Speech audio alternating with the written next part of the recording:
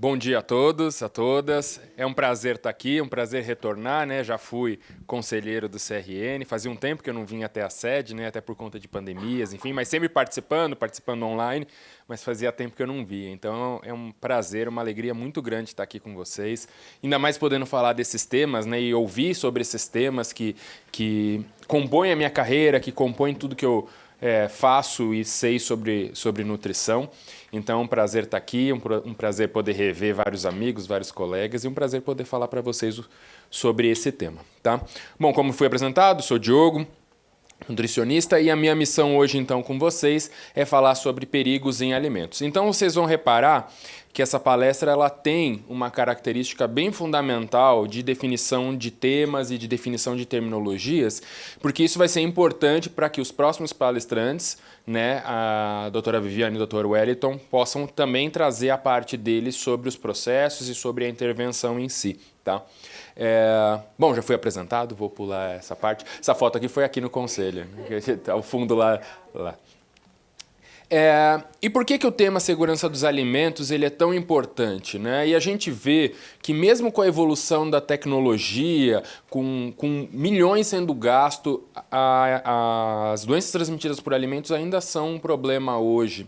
Né? A ideia que a gente tem é que com o passar do avanço da tecnologia, esses problemas que são problemas do passado, como eram as doenças infecciosas, eles passassem a ser resolvidos. E a gente vê, sim, erradicando sarampo, a gente se vê erradicando doenças infecto-contagiosas, mas não as DTAs.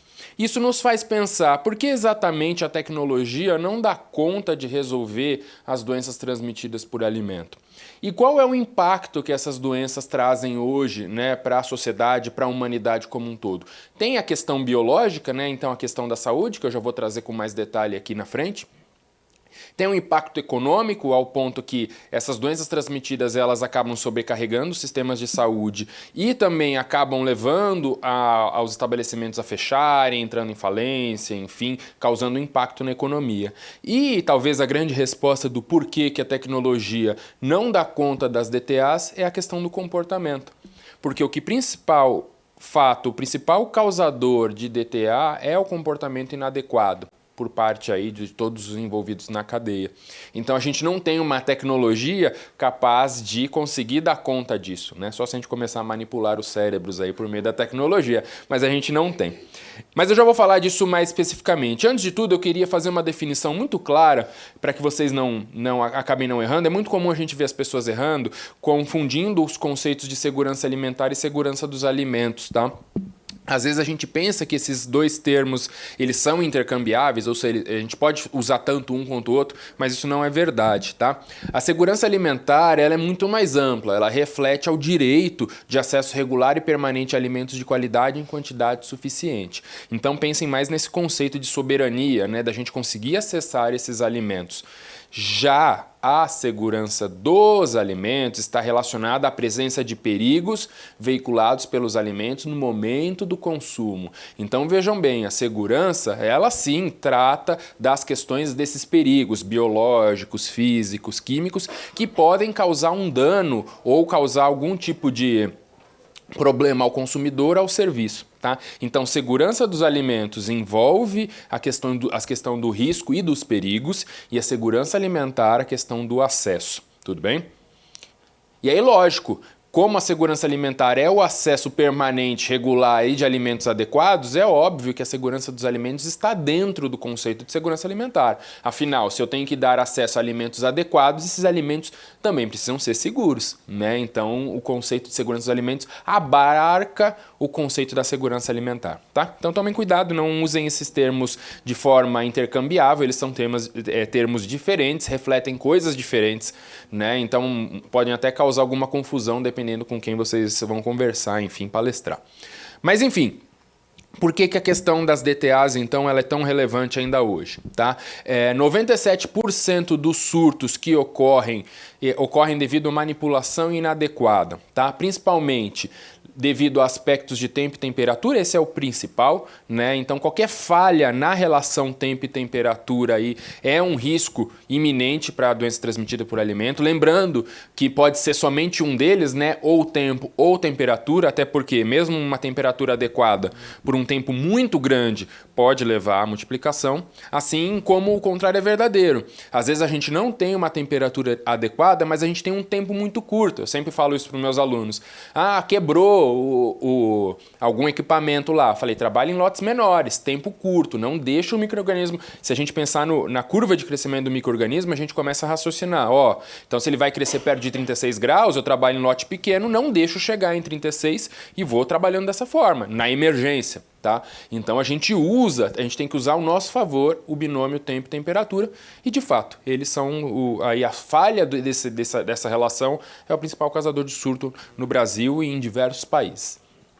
Em segundo é a contaminação direta, então uma contaminação direta manipulador, alimento, equipamento, alimento, tá? Do qual a gente também inclui a contaminação cruzada, né? Que é a combinação aí dos alimentos crus e prontos para consumo, né? Por via equipamento, via mão, via utensílios, tá?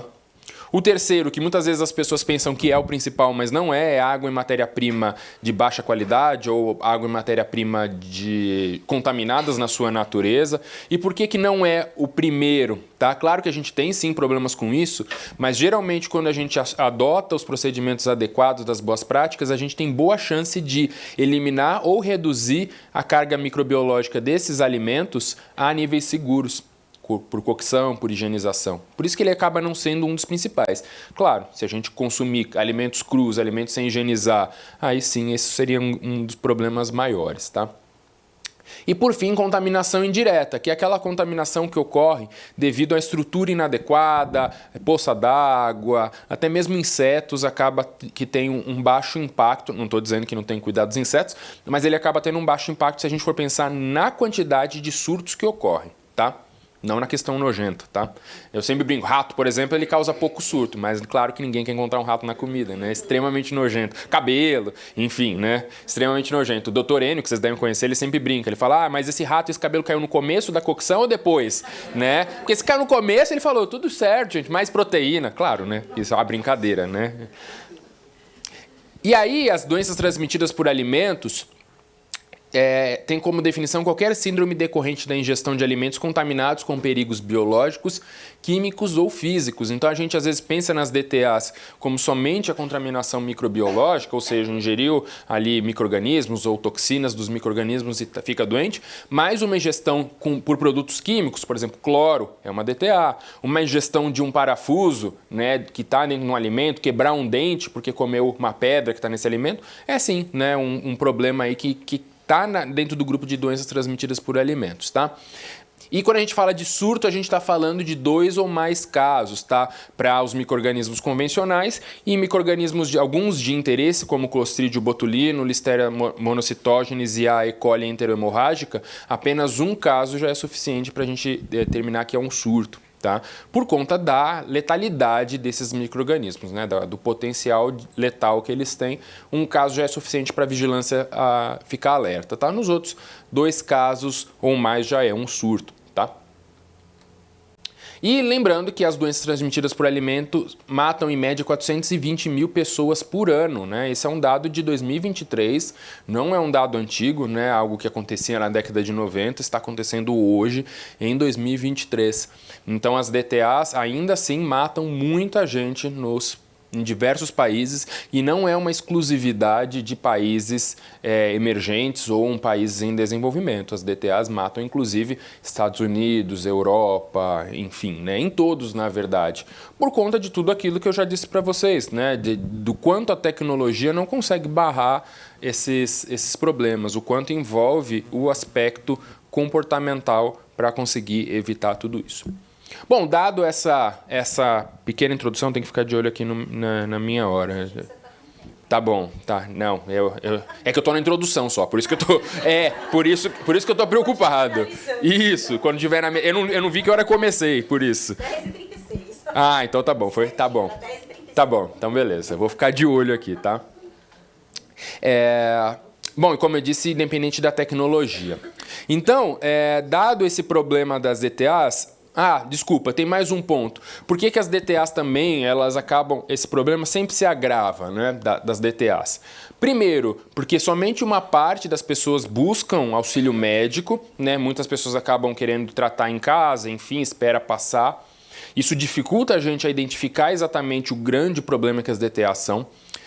Aí a gente tem dificuldade de prevenir futuros casos porque faltam dados para a gente conseguir entender onde esses surtos ocorrem, quem está causando, qual é o problema real que leva a esse surto, então dificulta a prevenção.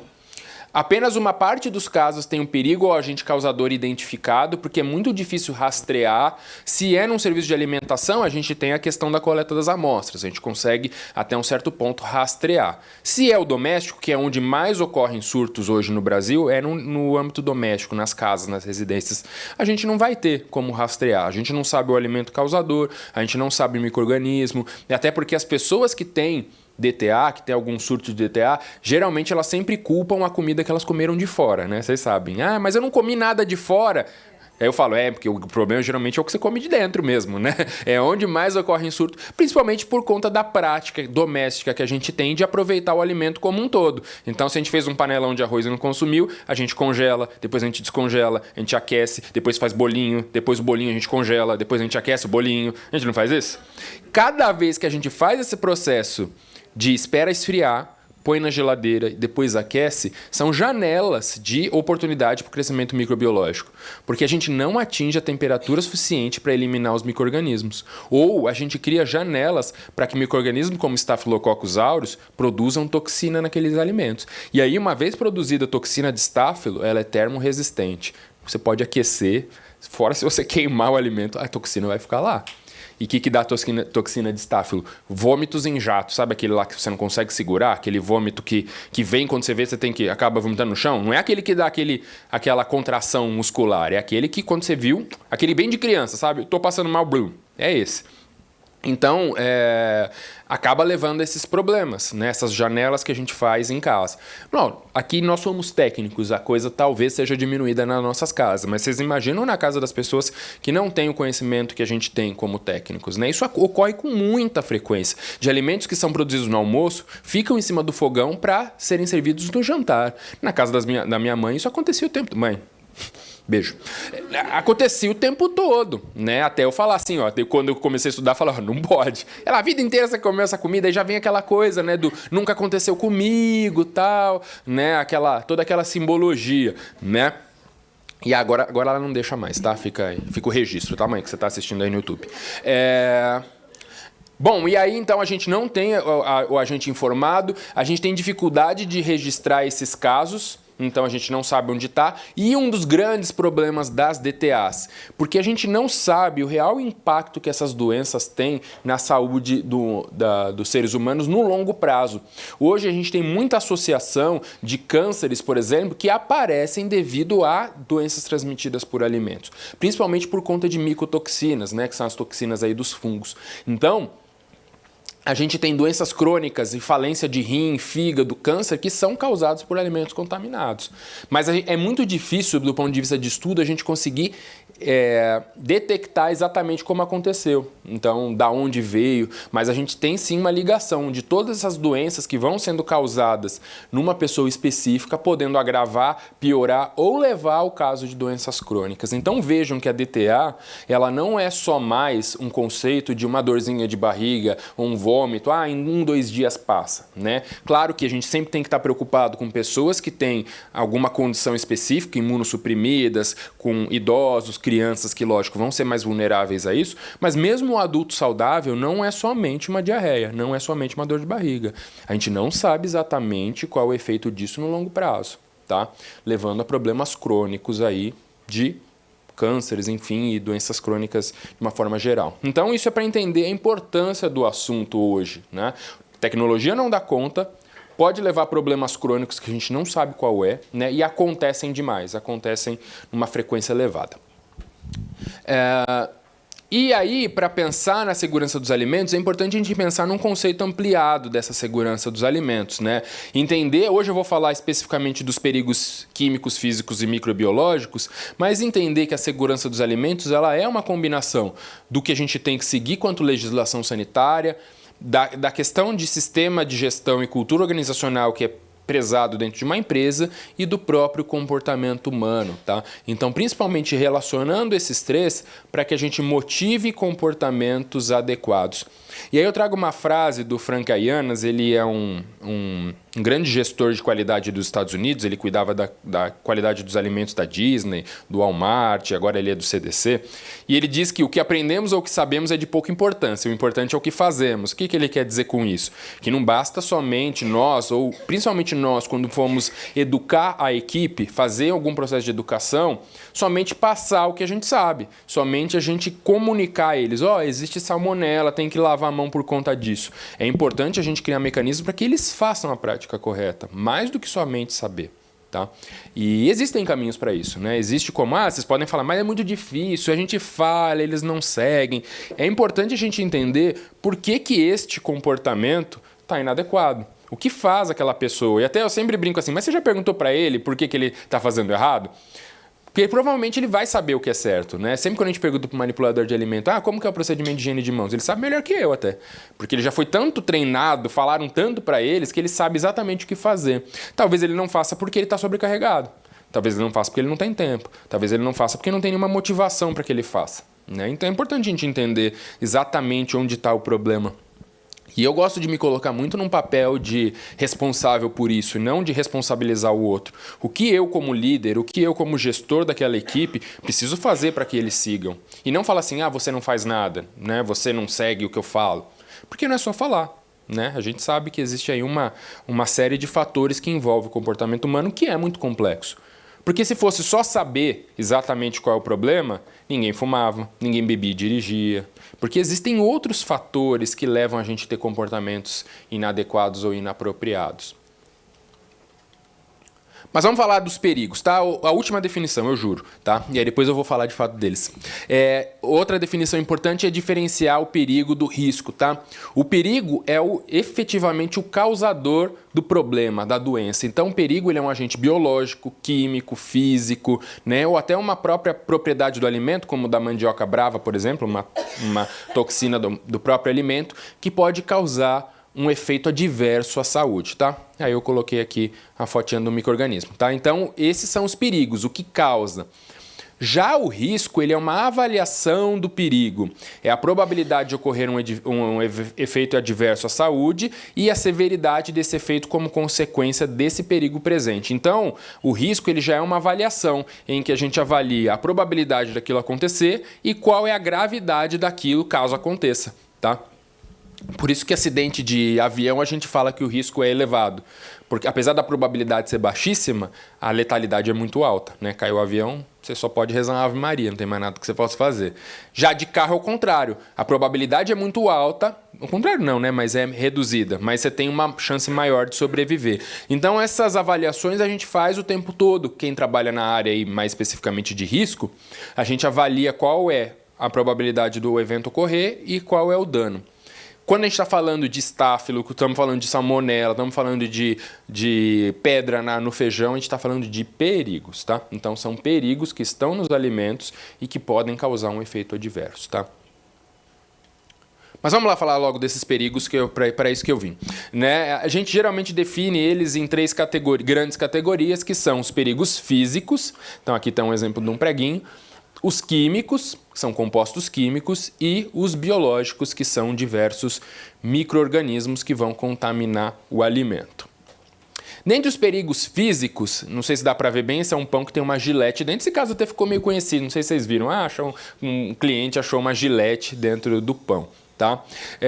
Perigo físico é qualquer coisa física, macroscópica, que a gente consegue enxergar, que está no alimento e que não deveria estar lá. Tá? E aí o céu é o limite, pode ser qualquer coisa, tá? Que não deveria estar lá, como o próprio cabelo, né? Então, que não deveria estar lá. Pode estar presente em todas as categorias dos alimentos, né? Tanto em serviços quanto na indústria de alimentos.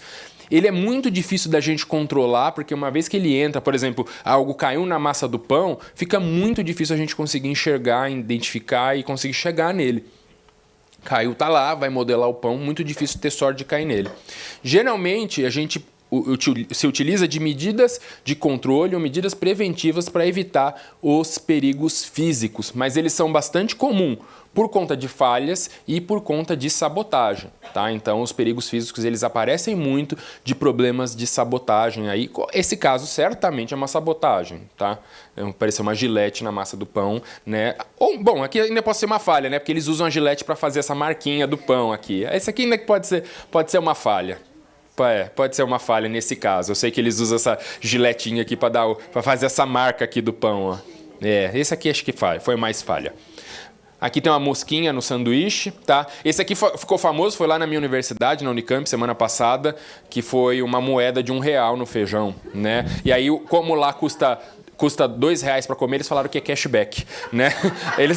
Porque você pagou 2, ganhou 1, ele até brincou, olha lá, o bandejão agora tá dando cashback. Isso foi sabotagem, não tenha dúvida, né? Só fiquei me perguntando por que ele sabotou com uma moeda de R$1 e não de 10 centavos, né? Mas enfim, esse certamente foi sabotagem. Mosca não, né? Mosca já é mais difícil. Mas tudo isso são perigos físicos, porque eles podem te causar danos. Aqui, um pouco mais emotivo, sensorial, por ser nojento, mas isso aqui você pode quebrar um dente, né? Se você engolir isso aí, você tem um problema muito sério. E aí, depois a Viviane vai falar mais sobre controle, enfim, eu trouxe só alguns exemplos, mas dependendo do perigo físico, a gente consegue criar medidas de controle para cada um deles. Então eu trouxe alguns exemplos. Vamos pensar nas pedras, terra e sujidades nos alimentos. Qual que é uma medida de controle importante? Selecionar os fornecedores da matéria-prima, né? Porque principalmente esses itens, eles vêm de lá. Eu sou da indústria, então você cria talvez uma peneira, né? Uma peneira que consiga passar as sujidades, que você consiga fazer ali uma limpeza desses itens para conseguir processar eles depois. Pedaços de madeira. Primeiro, não utilizar objetos e utensílios de madeira, como já manda a legislação sanitária, né? Na indústria, usar peneiras também. Plásticos, espinhas, enfim, insetos, por exemplo, controlar essas pragas, evitar o seu aparecimento, o seu abrigo, né? A gente muitas vezes, eu sempre falo bastante do controle de pragas, porque é preciso estar atento na legislação sanitária. A legislação sanitária não diz que você tem que usar um controle químico toda vez. O que ela diz é que você tem que fazer as medidas preventivas primeiro e, no caso da incidência, ainda assim acontecer, fazer o controle químico. A gente sai tacando veneno, mas deixa o objeto em desuso, não tem proteção telada, não tem fechamento de porta. Realmente, você vai tacar veneno, vai fazer contaminação química e você não vai resolver o problema dos insetos. Você tem que primeiro fazer as medidas preventivas, né? Tirar tudo de lá, tirar o objeto em desuso, tirar abrigo, né? Evitar o acesso desses insetos, animais, enfim. Eu estou aqui falando de controle, mas hoje o meu objetivo não é falar de controle. Adornos, enfim, gente. Tem um monte aqui, se vocês quiserem tirar uma foto. Essas informações é de um livro do Senac, de Segurança dos Alimentos, escrito pelo meu amigo Eduardo Tondo. Então, obrigado, Eduardo, aí pelo livro. Muito legal esse livro, para quem quiser. Fala sobre doenças transmitidas por alimentos no geral, e tem vários insights interessantes, tem um capítulo só sobre perigos, então ele é um livro que acho que vale bastante a pena ter, tá? Então ele é Segurança dos Alimentos, do Eduardo Tondo, do Senac. Quanto aos perigos químicos, esse sim é um dos nossos grandes desafios, porque a gente não tem real dimensão da quantidade de produtos ou compostos químicos que tem nos alimentos. A gente não consegue controlar porque eles já vêm muitas vezes contaminados, né? Por agrotóxicos, por micotoxinas que hoje estão, como eu falei, associados a cânceres, né? Claro que tem alimentos que já são bem conhecidos, como a aflatoxina do amendoim, mas não é só isso. Metais pesados, principalmente em peixes de água doce, antibióticos, aditivos não permitidos e alérgenos, né, que é algo que a gente discute muito pouco, principalmente do ponto de vista de processo. Esses dias mesmo eu tenho um amigo meu que ele não pode consumir nem glúten, nem lactose, então ele realmente tem muito medo de consumir alimentos fora de casa, por conta de contaminação cruzada, e ele realmente passa muito mal. Então, até pedir uma batata frita para ele é uma dificuldade, porque pode ter sido frito com coxinha, com outras coisas, e ele já tem um efeito adverso lá, né? Então, isso é contaminação de alérgenos, que aqui no Brasil hoje a gente faz isso muito mal, a gente não cuida exatamente dessa contaminação de alérgenos nos serviços de alimentação, né? Então, para essas pessoas fica bastante difícil o consumo, né?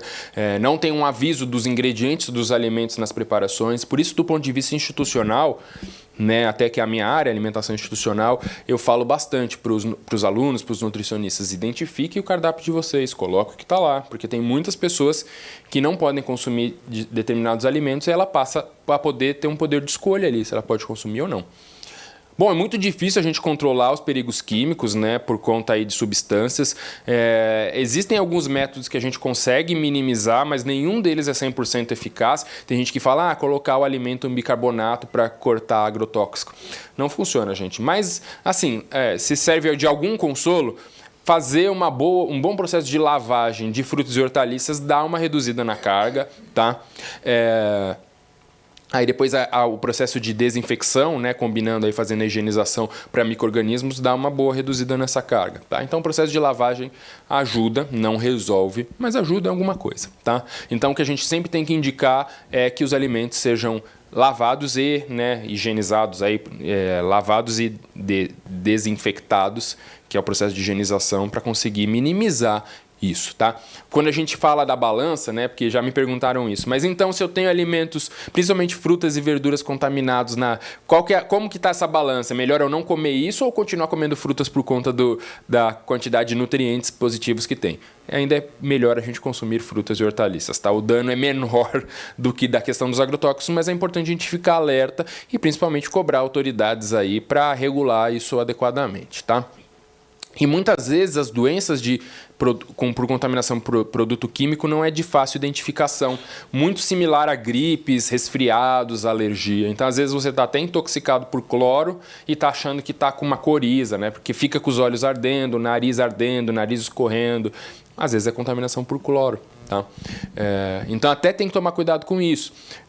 Professor, o Dr. Enio, que vocês já conhecem, né, eu já falei, ele sempre fala, não torne o seu processo bactericida num processo suicida, né? Então, se tem uma dosagem específica de solução clorada, quem usa pastilha, se é uma. Não são duas, não adianta você querer colocar mais, não adianta você colocar 10 colheres de cloro. Pode até ser um problema reverso, porque você coloca tanto que você não consegue eliminar adequadamente os micro-organismos. Então é álcool 70, entendeu? Não é o álcool 94 evapora mais rápido, então ele não é melhor para micro-organismo. 70 é melhor mesmo. Então esse tipo de coisa a gente tem que ficar alerta. E, finalmente, os perigos biológicos. Aí também o céu é o limite. São bactérias e suas toxinas, os parasitas, protozoários, vírus, enfim, qualquer aí micro-organismo capaz de causar um efeito adverso na saúde do consumidor. Trouxe aqui diversos exemplos, né, conhecidos: Salmonella, Staphylococcus, E. coli, Clostridium perfringens, Campylobacter, Listeria, Bacillus cereus, esses aqui ocorrendo muito atualmente.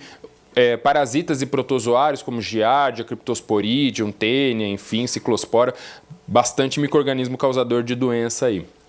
E aí lembrando que temos aí categorias de micro-organismos, né? Temos os patogênicos, que são esses que efetivamente causam doença.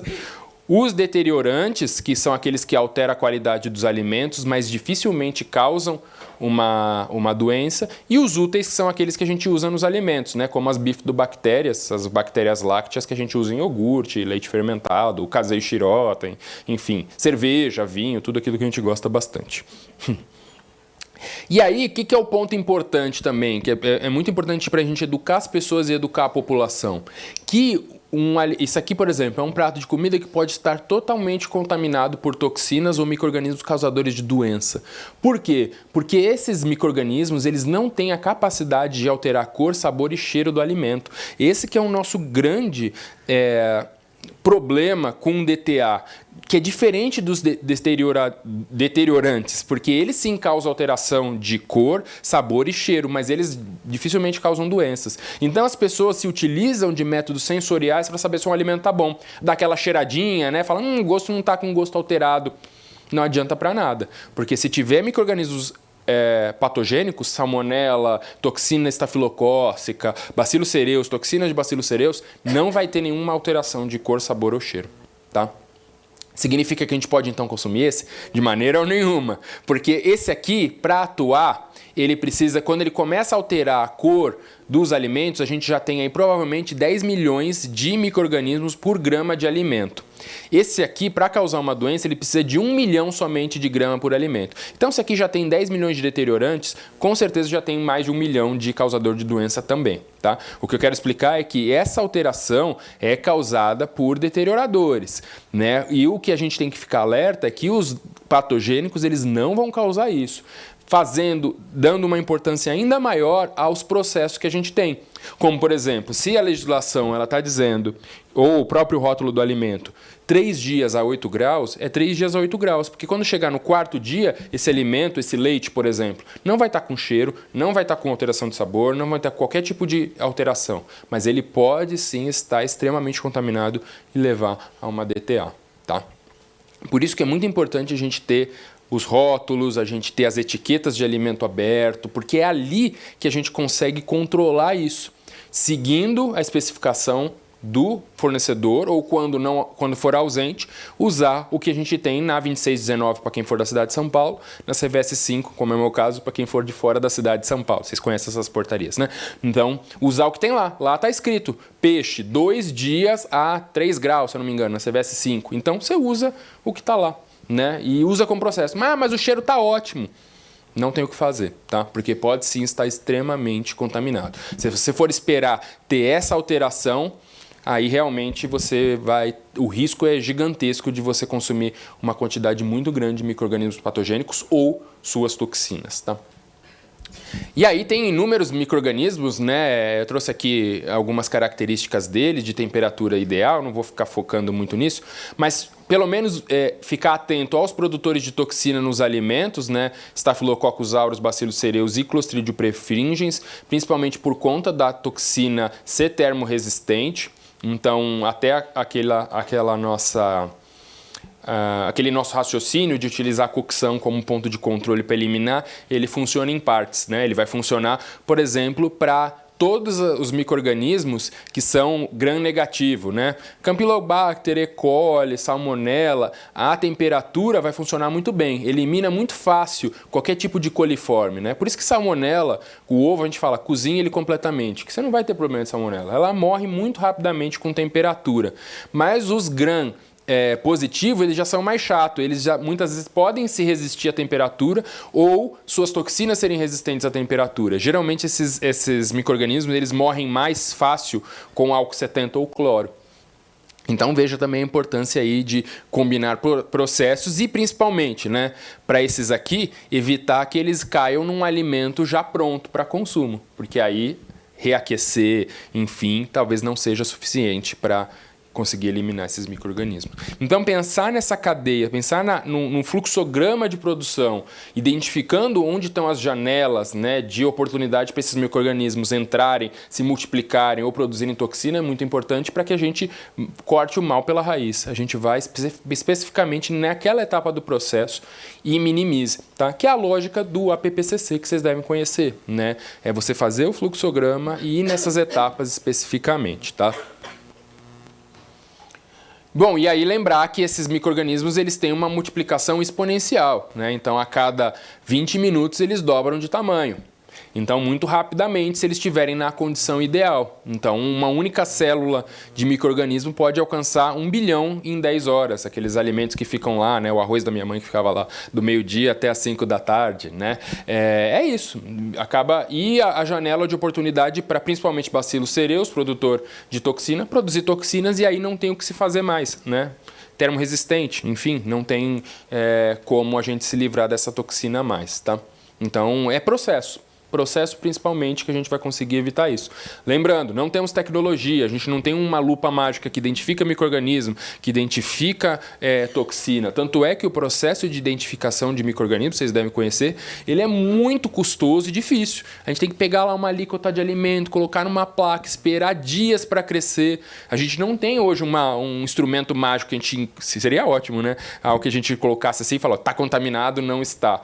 Porque é tudo processo, é tudo comportamento. Precisamos ter o comportamento adequado, estabelecer processos adequados e não jogar com a sorte. Essa que é a verdade. Pode ser que um alimento que tenha prazo de validade de 3 dias, no 4º, no 5º dia esteja útil para consumo? Pode ser. Mas a gente não pode jogar com a sorte. Nós, como os profissionais dessa área, porque é na sorte que dá o azar, né? Então a gente não pode jogar com essa sorte. Infelizmente, a gente tem que ter processo de, se um alimento dura 3 dias, consumi-lo em 3 dias. Por isso que eu gosto sempre de falar que o nutricionista, o técnico de nutrição e nós, que somos da área de alimentos, somos os melhores profissionais de higiene dos alimentos. Porque a gente, além de saber da higiene, a gente consegue controlar o processo para evitar desperdício. Então, a gente sabe como colocar esses alimentos, como inserir eles no cardápio, para justamente consumi-los antes deles estragarem e levarem à contaminação. Então, é isso, que a gente junte os nossos conhecimentos para criar esses processos adequados, tá? Parece que eu estou no final da apresentação, mas não estou, não. Então, deixa eu correr aqui. E eu só queria trazer hoje, né, quem é que mais está causando surto no Brasil. Durante um tempo foi a salmonela, hoje a gente tem a E. coli disparando. E. coli é uma enterobactéria, né, vocês sabem, vive no nosso intestino, é um indicador claro de contaminação fecal oral, então hoje é o principal causador de surto, mas a salmonela está lá, ela está perdendo força, principalmente por conta das políticas que a gente tem de ovos, né? Então, salmonela principalmente ela é levada por ovos, né? Ou produtos aí de origem de frango, enfim. Mas principalmente o ovo consumido cru, porque frango, felizmente, a gente não tem esse hábito de consumir ele cru ou mal passado. Mas as políticas e as portarias que incluíram a proibição de consumo de ovos crus ou de suas preparações ajudou muito nessa queda de salmonela. E salmonela, de fato, é mais letal que E. coli, né? A salmonela tem inúmeros problemas, né? Fora a própria síndrome que a salmonela causa. Não sei se vocês já tiveram salmonelose, eu já tive esse desprazer. É algo horroroso, assim, é muito, muito ruim. Então, feliz por isso. E a gente precisa entender exatamente o que está acontecendo com a E. coli. É uma questão de comportamento, né? Principalmente hábitos pós-uso de sanitários, enfim, que vai estar provavelmente levando esse aumento de E. coli aí. E vários outros, né? Rotavírus, que está sempre aí, estafilococcus, que vive na nossa microbiota. Então, são micro-organismos, diferente da salmonela aí, que estão com a gente. Nesse momento, eles estão entre nós. Por isso que precisa de medida de controle, justamente para evitar tudo isso, tá? E aí, como isso se dá numa lógica aí de processos, né? Então, o intestino ele já tem coliformes naturalmente, Enterobacter, Klebsiella, né? Não só o intestino, né? Klebsiella habita muito genitais, né, essas áreas escuras aí, axilas, enfim. Os coliformes fecais, que podem estar aí nas fezes, enfim, e vírus que também habitam o intestino em pessoas contaminadas. No nariz e na pele, que naturalmente a gente tem estafilococcus e enterococcus, né, então naturalmente nós temos, não tem o que a gente fazer. Trato genital, que tem também esses micro-organismos, e aí lembrar que a mão é o principal veículo de tudo isso, a gente tem no ambiente também, e geralmente é trazido pelas mãos contaminadas do ambiente, e o quanto isso chega nas preparações e nos alimentos, né? Chegando a equipamentos e levando a uma contaminação aqui, ou uma contaminação indireta, tá? E um pouco da própria matéria-prima contaminada. Por isso que a gente foca bastante na questão do comportamento de higiene de mãos, né? Por conta do quanto a mão tem esse potencial de veicular tudo isso, de levar esses micro-organismos até os alimentos e contaminar alimentos prontos, enfim. Por isso que a gente tem que ter bastante cuidado com mãos, tá? Eu, particularmente, não gosto de luva, né? A luva, ela causa um comportamento adverso da pessoa higienizar menos as mãos, né? Por conta da proteção. Porque muitas pessoas associam a higiene de mãos como uma proteção a si, né? Então, essa sensação de estar com a mão engordurada leva a pessoa a higienizar a mão. Com luva, ela não vai ter essa sensação, vai higienizar muito menos. Eu já vi gente entrando no banheiro e saindo do banheiro de luva, né? Então, é isso. E às vezes até porque se tem uma política de economia, de não gastar luva, e aí você vai... É todo um problema que vai sendo levado, tá? Não estou falando que a luva não é boa. Se você tiver um processo e conseguir controlar tudo isso, que eu acho difícil, ela é ótima, claro, né? Ela vai acumular muito menos sujidades e biofilmes se você trocar com frequência e higienizar. O problema é trocar com frequência e higienizar. Né? O problema é esse, né? Bom, agora sim. Mas agora sim eu estou indo para os finalmente, né? Bom, dado então todos esses perigos que existem e habitam entre nós, que estão nos alimentos e da dificuldade, quais que são os desafios esperados então por nós profissionais para lidar com tudo isso, cuidar de tudo isso? Não é fácil, né? Os desafios são muitos. como eu falei para vocês, evitar, controlar e prevenir. Essas são as 5 chaves para uma alimentação segura da OMS. Ela consegue, por meio de 5 práticas simples, a gente consegue educar a população e as pessoas a evitarem boa parte de contaminações e problemas com DTAs, como manter a limpeza de uma forma geral, incluindo das mãos. Separar alimentos crus de cozidos, né? Então é uma a segunda chave. Cozinhar bem os alimentos, então pensando no processo de eliminação ou redução dos micro-organismos. Manter os alimentos em temperaturas seguras, então depois de prontos ou antes de prontos. E utilizar água e matéria-prima segura, né? Com essas 5 chaves, com esses 5 processos, a gente consegue ter uma boa prática e conseguir evitar boa parte dos micro-organismos, né? Então é prevenir, é controle de fato, né? Que vocês levem isso para os locais de trabalho de vocês, né? E usem isso como uma ferramenta educativa. É muito fácil encontrar na internet as 5 chaves, não só para profissionais, mas para a população de uma forma geral, né? Educar eles nesses processos. E lembrar que a prática segura de alimentos, esse aqui é de um artigo que eu escrevi, de como a gente melhora essas práticas, aqui já é um pouquinho mais complexo, mas lembrar que a prática segura dos alimentos, ela não perpassa somente o conhecimento, né? Então não perpassa somente aquilo que a gente fala, ela perpassa o comprometimento desses manipuladores, se a comunicação que vocês têm com eles é efetiva, o quanto eles entendem do risco, o quanto eles estão motivados a seguir essas práticas adequadas. Mas não só isso. Esse é o bloco que os envolve, mas existe um bloco que envolve vocês fortemente, que é o estilo de liderança e gestão que vocês têm. Como vocês organizam o processo dentro da unidade de alimentação, como você organiza o seu processo de gestão. Qual que é a cultura organizacional que você pratica ali dentro? É uma cultura da culpa? É uma cultura da falta de comunicação, ou é uma cultura de comunicação adequada, efetiva, que as pessoas não têm medo de se comunicar adequadamente? Lembrem-se, comunicar adequadamente, a pessoa não ter medo de você, não é falta de respeito ou você não impor respeito, não é nada disso. A pessoa ela tem que ter, trabalhando diretamente com você, liberdade de te contar os problemas. Porque se ela conta os problemas para você e você já fica furioso com o problema que é de todo mundo, ela não vai te contar. Os problemas não vão deixar de acontecer, eles só vão deixar de te contar. Tá? Então, caiu a preparação no chão. Se ele te contar e você ficar bravo, sinto lhe informar. Na próxima vez vai cair no chão, ele vai pôr de volta na panela. É isso que ele vai fazer. Tá? Então, a comunicação é muito importante. Vocês têm que promover uma comunicação adequada. Que as pessoas tenham liberdade para te contar os problemas e que vocês pensem em soluções juntos, né? A equipe toda. Apoiar os colegas de trabalho e também promover uma infraestrutura adequada. A gente fala muito de práticas, mas esses manipuladores, esses profissionais, eles têm uma estrutura adequada, uma estrutura de excelência para executar suas tarefas? Se não, é o nosso papel como gestor promover essa estrutura. Tá? Inclusive tem uma teoria bastante interessante, né, que se chama a teoria das janelas quebradas, que diz que estruturas inadequadas promovem comportamentos inadequados. Por isso que, não sei se vocês já viram, quando alguém picha uma parede, o dono da casa vai rapidamente pintar, porque se ele deixar aquela pichação lá, na outra noite aparece 2, depois vai aparecer 4, 5. Porque é isso, o comportamento inadequado, uma estrutura inadequada promove comportamentos inadequados. Então, você deixar, quebrou as telas ali de proteção, mas depois eu arrumo. Isso tudo cria um ambiente de permissividade. E aí a pessoa fala, não cuida nem da janela, eu vou ter que ficar cuidando de lavar a mão. Não cuida nem disso, eu vou ter que ficar cuidando de um monte de coisa. Entende? Vai criando uma cultura muito ruim. Então, a estrutura é importante também por isso.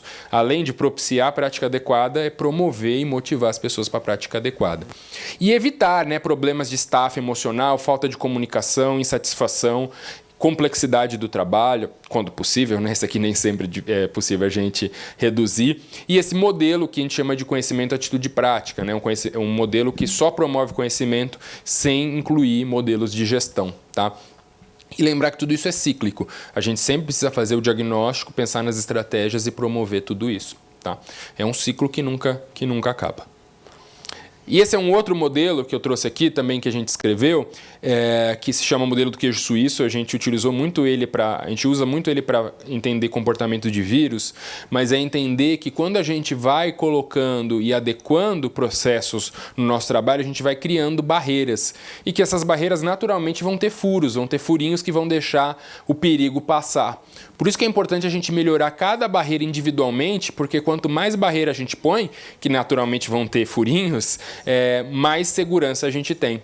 Tá? Então aqui, estrutura adequada, educação dos manipuladores, ingredientes adequados, higiene ambiental, higiene dos alimentos, temperatura adequada, sistemas de controle. Então entende? Cada um desses é uma barreirinha. A gente não pode confiar somente em um. Eu tenho um sistema de gestão, tá ótimo, tudo planilhado. Mas você não tem uma estrutura adequada, você não tem uma educação adequada das pessoas, você não tem uma higiene ambiental adequada, seu queijo está cheio de furo. Então a chance de alguém passar pelo furinho dos seus queijos é grande. Então quanto mais barreiras você põe, menor a chance dos perigos virarem perdas, virarem danos às pessoas. Tudo bem? Eu acho que era isso. Agradeço a atenção, espero que a comunicação tenha sido efetiva, né? Desculpa aí correr um pouquinho no final. Esse é meu e-mail, se algo ficou alguma dúvida, vocês fiquem à vontade para me mandar e-mail, o telefone da minha sala na Unicamp, Instagram, para quem quiser seguir, e agradeço a atenção de vocês. Obrigado.